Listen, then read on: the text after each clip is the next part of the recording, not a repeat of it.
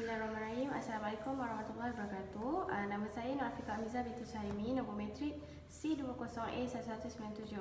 Okey, hari ini saya akan bentangkan tentang final assessment saya yang terakhir, iaitu saya memilih tajuk isu semasa yang boleh menjejaskan martabat dan juga boleh menjejaskan warisan budaya. Okey, abstraknya adalah yang pertama, warisan bermaksud harta peninggalan, harta pusaka, sesuatu yang diwarisi ataupun sesuatu yang turun-temurun ataupun peninggalan. Okey, budaya pula adalah meliputi pengetahuan, kepercayaan, kesenian, moral, undang-undang, adat resam dan juga kebiasaan yang diperolehi oleh manusia sebagai anggota masyarakat. Warisan adalah sesuatu yang diterima secara turun-temurun daripada satu generasi ke generasi yang lain. Sesuatu warisan itu perlu diwarisi dan dikekalkan kerana warisan tersebut akan menggambarkan cara hidup dan jati diri suatu bangsa yang meliputi pelbagai kaum. Okey, next adalah pengenalan. Warisan budaya adalah peninggalan artifak fizikal dan ciri tidak ketara sesebuah kelompok atau masyarakat yang diwarisi daripada generasi terdahulu dan dikekalkan pada masa kini serta dipelihara untuk generasi akan datang. Warisan-warisan ini termasuk budaya yang tampak ketara. Contohnya adalah seperti bangunan, monumen, buku, hasil seni, artifak dan juga artifak tidak ketara seperti cerita rakyat. Ia harus dikekalkan kerana ia akan melambangkan dan mencerminkan identiti sesebuah negara dan bangsa.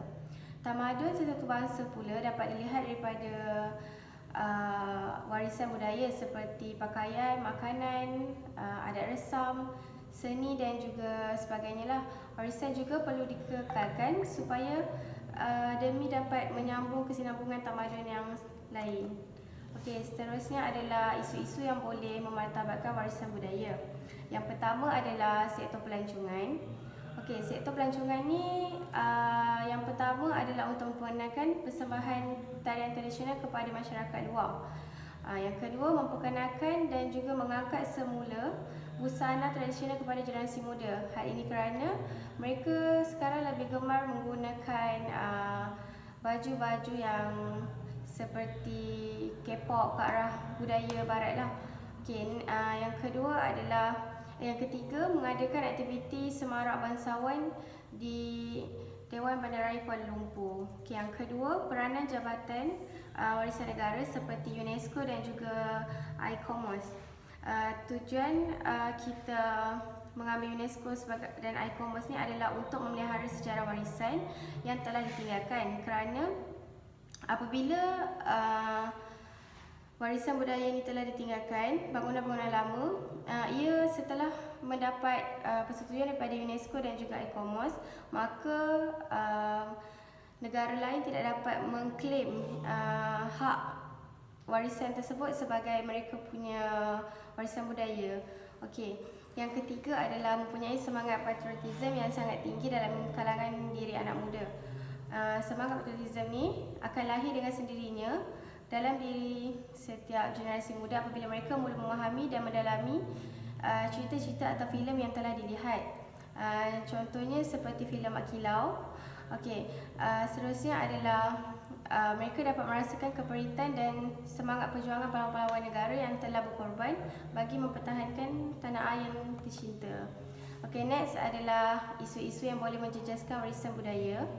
Yang pertama adalah media sosial. Okay, media sosial ni dia memberi ruang kepada kita untuk terdedah dengan budaya asing secara meluas.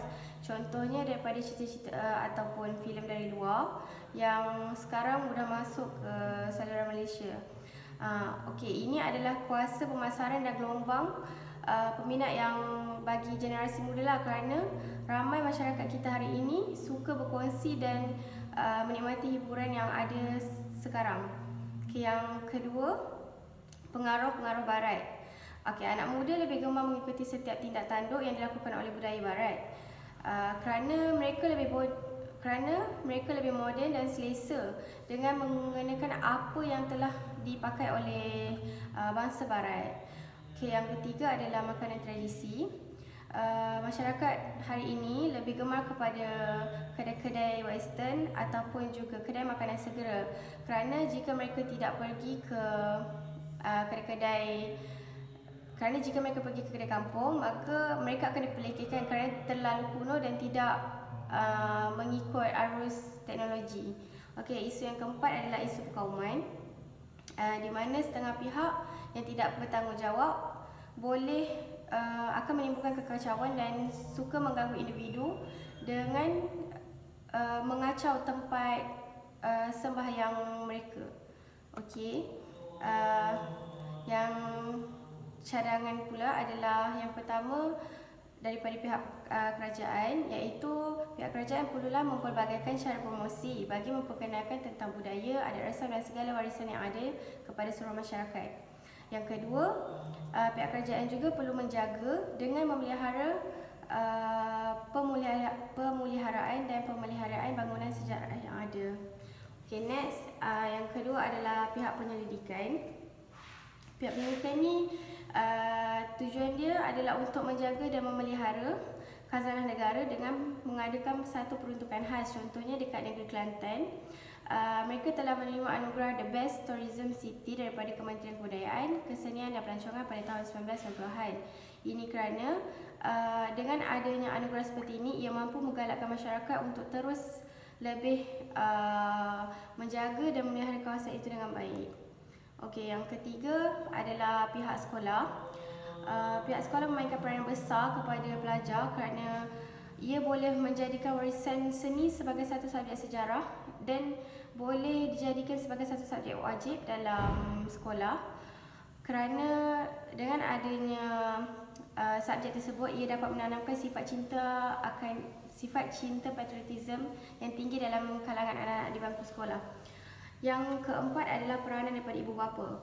Okey, ini kerana ibu bapa lebih dekat dengan anak-anak mereka dan ibu bapa juga boleh membawa anak-anak mereka ke tempat bersejarah ataupun juga membeli buku-buku bersejarah yang unik dan bergambar serta berwarna.